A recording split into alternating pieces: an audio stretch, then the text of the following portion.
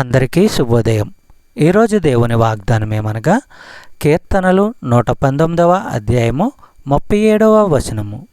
వ్యర్థమైన వాటిని చూడకుండా నా కన్నులు త్రిప్పివేయుము, నీ మార్గములలో నడుచుకొనుటకు నన్ను బ్రతికింపుము.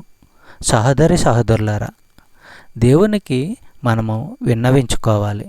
ఏమని అంటే, వ్యర్థమైన వాటి నుంచి నా చూపులు మరల్చు, నీ మార్గములో నన్ను బ్రతికించు దేవా అని దేవునికి ప్రార్థన చేసి వేడుకోవాలి.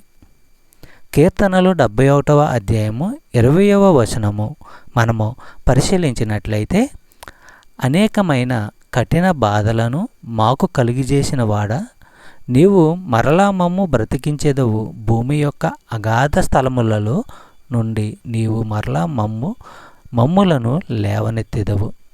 చెప్పబడిన వాగ్దానము దేవుడు దీవించి ఆశీర్వదించును గాక. ఆమేన్.